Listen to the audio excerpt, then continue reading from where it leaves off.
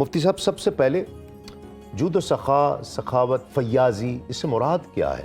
بسم اللہ الرحمن الرحیم۔ کروڑوں درود و سلام ہوں حضرت محمد صلی اللہ علیہ وآلہ وسلم پر اور آپ کی آل پر۔ سخاوت کا معنی حضرت امام جعفر صادق رضی اللہ تعالی عنہ نے بڑے خوبصورت انداز میں سمجھایا۔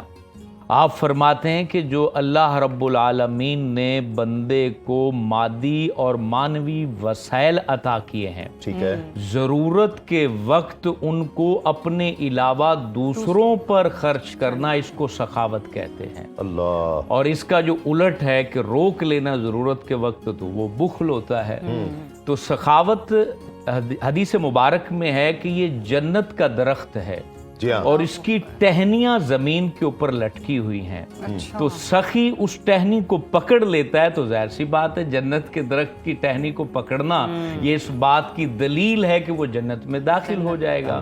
تو سخاوت بڑا خوبصورت وصف ہے۔ یہ بھی میں نے سنا ہے کہ وہ درخت اس کو پکڑ لیتا ہے، سخی، اللہ، وہ درخت پکڑ لیتا ہے۔ اسی لیے تو فرمایا گیا کہ سخی کی اگر کوئی ایسی چیز تمہیں نظر آئے جو بری ہو تو اس سے درگزر کریں، کہ جب وہ پھسلنے لگتا ہے تو رب تبارک و تعالیٰ اس کو پکڑ لیتا ہے اللہ، اور اس کو ہدایت عطا کرتا ہے۔ سخاوت ہمارے پیارے آقا علیہ السلام کا اتنا حسین وصف تھا کہ اس کے بارے میں آپ کے پرسنل سیکٹری حضرت بلال حبشی بیان کرتے ہیں۔ حلب کے اندر حضرت عبداللہ حوزنی نے ان سے سوال کیا تھا کہ کوئی عجیب و غریب حضور پاک کی سخاوت کا واقعہ ہمیں آپ بتائیے۔ تو حضرت بلال حبشی نے پھر بتایا، کہتے ہیں کہ میں چونکہ نبی پاک علیہ السلام کے آستانے پر مجھے یہ ذمہ داری تھی کہ کوئی بھی شخص آتا تو میں حضور پاک کی بارگاہ سے اس کو عطا کیا کرتا تھا۔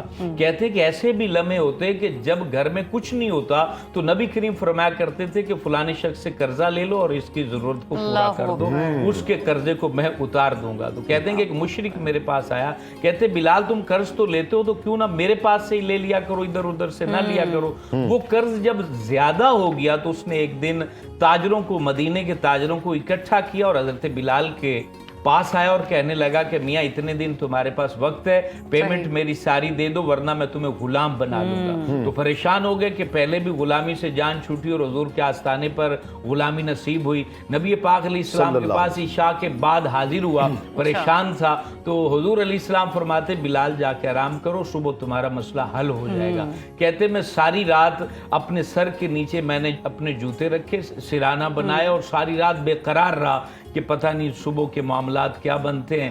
صبح ہوتے ہی فجر کے بعد حاکم فدق کی طرف سے 4 اونٹ لدے ہوئے حضور کے آستانے پر حاضر اور نبی پاک علیہ السلام حضرت بلال کی طرف دیکھا تو مسکرانے لگے۔ فرمایا کہ بلال یہ مال آ چکا ہے، جس کا قرض دینا ہے اس کو لوٹا دو۔ سارا قرض لوٹایا تو حضرت بلال سے پھر فرمانے لگے کچھ بچا ہے؟ تو کہتے ہیں کہ حضور بچا ہے۔ تو فرمایا آج عشاء سے پہلے بانٹ کر مجھے سبک دوش کر دو، میری پریشانی کو دور کر دو۔ حضور علیہ السلام جن کا ہم کلمہ پڑھتے ہیں وہ رات ہونے سے پہلے بانٹ دیا کرتے تھے، یہاں تک کہ ایک دفعہ آپ کے پاس 70,000 درہم کا ڈھیر لگا تھا اور آپ نے سارا بانٹ دیا۔ اور پھر ایک شخص آیا کہنے لگا حضور میری ضرورت کو بھی پورا کریں۔ تو آپ نے فرمایا فلانی دکان پر چلے جاؤ، ضرورت کا سودا خرید لو، تمہاری پیمنٹ میں کر دوں گا۔ تو کسی نے عرض کیا کہ حضور آپ پر یہ چیز تو لازم نہیں ہے، تو آپ کا چہرہ جلال میں سرخ ہو گیا۔ پھر دوسرے صحابی نے کھڑے ہو کر عرض کیا آقا آپ عطا کریں، عرش کا مالک آپ کو کبھی بھی تنگ دست نہیں کرے گا۔ پھر آپ خوش ہوئے اور فرمانے لگے واقعی اللہ نے مجھے بانٹنے والا ہی بنایا ہے۔ امانت رسول صاحب، سخاوت قرب الہی کا ذریعہ ہے، یہ قرب ہم کس طرح سے حاصل کر سکتے ہیں؟ خرچ کرنے سے ہی اللہ کا قرب انسان کو حاصل ہوتا ہے۔ قرآن پاک میں بہت زیادہ اس پر اصرار ہے اور بہت زیادہ تاکید ہے کہ اللہ کی راہ میں خرچ کرنا چاہیے۔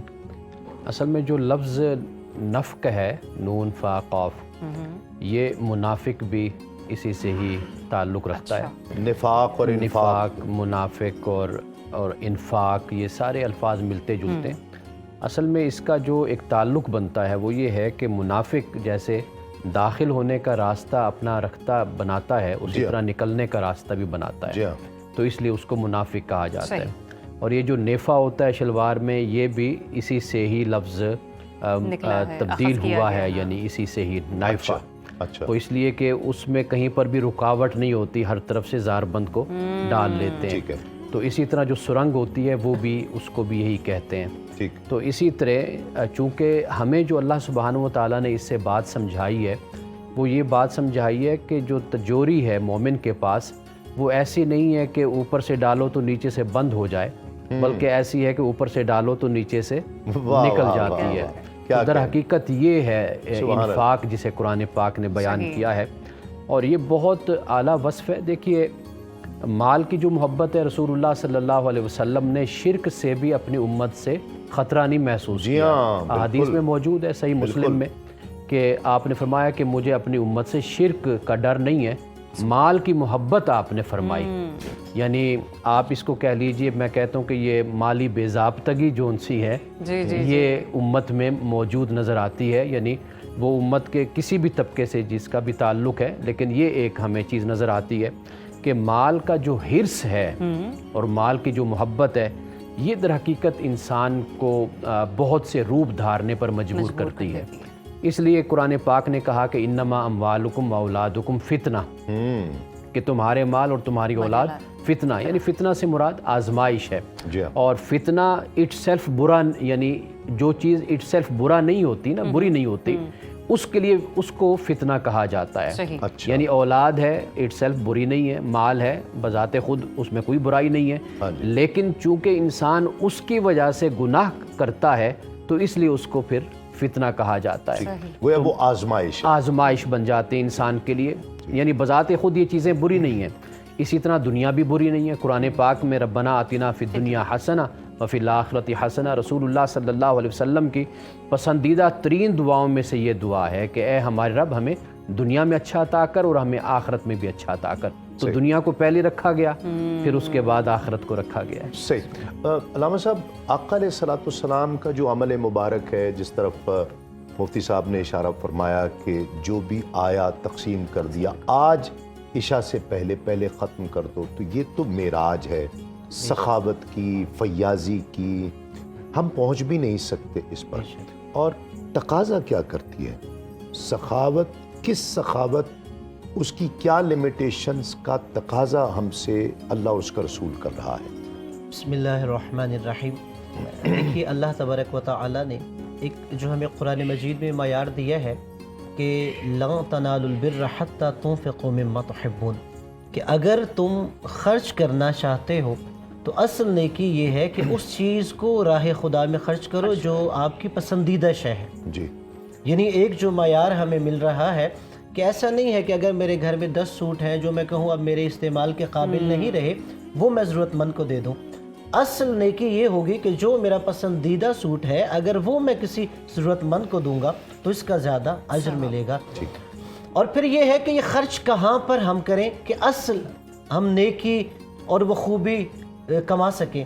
اب اس حوالے سے ایک واقعہ کی طرف اشارہ کرتا ہوں کہ مدینہ کے ایک صحابی جناب ابو طلحہ انصاری تھے، اور روایت میں ہے کہ مدینہ میں سب سے زیادہ کھجوروں کے درخت کے وہی مالک تھے. سب سے زیادہ باغات کھجوروں کے انہی کے تھے.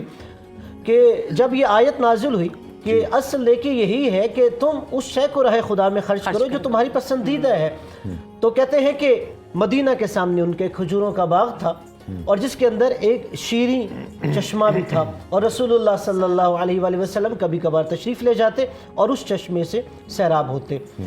اب اس آیت کے بعد آپ بارگاہ رسالت صلی اللہ علیہ وآلہ وسلم کی خدمت میں حاضر ہوئے اور عرض کیا یا رسول اللہ کہ میں یہ چاہتا ہوں کہ اپنے اس باغ کو اللہ کی راہ میں خرچ کر دوں. یہ فیاضی ان کی سخاوت. تو اللہ نے کہا تو رسول اللہ نے فرمایا اگر آپ دینا چاہتے ہو تو پھر میں ایک آپ کو مشورہ دیتا ہوں کہ آپ اپنے ضرورت مند رشتے داروں کو یہ ہبہ کر دو. اس کھجوروں کے درخت کو اپنے محتاج فقیر رشتے داروں کو عطا کرو. کس طرح اللہ تبارک و تعالیٰ آپ کو زیادہ سے زیادہ اس کا اجر عطا کرے گا. تو ایک معیار یہ ہے کہ اپنی پسندیدہ شے دی جائے، اور پھر دوسرا معیار یہ ہے کہ اگر بہت سے ضرورت مند بھی ہیں تو ان میں سے جو پہلی پریورٹی ہونی چاہیے وہ اپنے رشتے دار ہونے چاہیے، جو قریب کے لوگ ہیں. جی، جو جتنے زیادہ قریبی ہیں وہ اقربا جن کو کہیں آپ. جی بالکل ایسا ہی ہے. اور پھر اس حوالے سے اگر ہم خاندان اہل بیت علیہم السلام میں سے دیکھیں تو جناب فاطمہ سلام اللہ علیہا کی سیرت سے ملتا ہے کہ جس روز آپ کی شادی ہوئی تو گھر میں جو چہل پہل تھی، اتنے میں ایک فقیر مانگنے والا دروازے پہ آ گیا. اس سائل نے صدا دی، کوئی متوجہ نہیں ہوا، اور اس نے پھر صدا دی، کوئی متوجہ جب نہیں تھا اپنی مصروفیات کی وجہ سے، تو جناب سیدہ سلام اللہ علیہا نے جو اپنا عروسی جوڑا تھا اللہ وہ اس مانگنے والے کو عطا کر دیا. اللہ اکبر. یعنی وہ جو قرآن ہمیں ایک معیار دے رہا تھا، واہ واہ. بنت پیمبر صدیقہ طاہرہ بی بی جناب فاطمہ سلام اللہ علیہا عملاً دکھا رہی تھی واہ واہ واہ. کہ سید الانبیاء کی سبحان جو اللہ. صاحبزادی ہیں کیا بات. کہ وہ تمہیں اس معیار پر بھی لے کے جا رہی ہیں. اور اسی لیے امیر المومنین حضرت علی علیہ السلام کا بھی ایک فرمان ہے کہ من جادہ سادہ، جو سخاوت کرتا ہے اسے سرداری مل جاتی ہے. واہ واہ واہ. کہ سبحان اللہ. اگر سردار بننے چاہتے ہو تو اپنے اندر یہ سخاوت والی خصوصیت پیدا کرو، واہ. تو وہاں پہ تمہیں سرداری خود بخود میسر آ جائے گی. اور پھر حضرت امام علی رضا علیہ السلام کا جملہ ہے، ایک نفسیاتی جملہ ہے، وہ فرماتے ہیں کہ جو سخی ہوتا ہے وہ دوسروں کے ساتھ کھانا پسند کرتا ہے، اچھا. اس لیے کہ جب وہ دوسروں کے ساتھ کھائے گا تو اسے پتا ہے پھر لوگ میرے دسترخوان پر بھی آئیں گے. واہ واہ واہ. اور جو بخیل ہوتا ہے، کنجوس ہوتا ہے، وہ دوسروں کے دسترخوان پہ نہیں کھاتا، اسے پتا ہے کہ اگر آج میں ان کے دسترخوان پہ کھاؤں گا کل کو یہ میرے دسترخوان پر آ میرے جائے گھر گا. آ جائیں گے تو میں کیا کروں گا پھر. بالکل ایسا ہی ہے. تو اس لیے یہ ہے کہ اسلام ہمیں کہتا ہے کہ سرداری چاہتے ہو تو سخاوت اور واہ واہ. فیاضی پیدا کرو، واہ. اور دوسروں کے دسترخوان اگر تمہیں بلاتے ہیں تو اس پہ جاؤ تاکہ لوگ بھی تمہارے دسترخوان پر بلا جھجک آ جائیں. اور پھر خاندان اہل بیت علیہم السلام کے پاس جو ہمیں سخاوت ملتی ہے، ہمارے ہاں ایک عبادت گزار اور نیک بندے کا ہم صرف ماتھے کا نشان دیکھتے ہیں کہ جس کے ماتھے پہ نشان ہو جی. ہم کہتے ہیں محراب کہ یہ نیک عبادت گزار ہے. مگر آپ خاندان اہل بیت میں سے جو ائمہ اہل بیت علیہم السلام کی سیرت پڑھیے، خاص طور پر امام علی زین العابدین علیہ السلام کہ جن کا لقب ہی عبادت گزاروں کی زینت ہے، جہاں پر ان کے پیشانی پہ نشان بن جاتے تھے، اور وہیں پر جب دنیا سے وہ رخصت ہوئے اور انہیں غسل دیا گیا تو ان کی پشت پر بھی نشانات تھے. اللہ جب اکبر. پوچھا گیا یہ پشت پر کیسے نشانات تھے تو فرمایا یہ مدینے کے ضرورت مند، بیواؤں، یتیم اور مسکینوں کے دروازے پر کوئی ضرورت کی اشیاء پہنچا کے آتا تھا، وہ امام علی زین العابدین علیہ السلام تھے. کیا بات.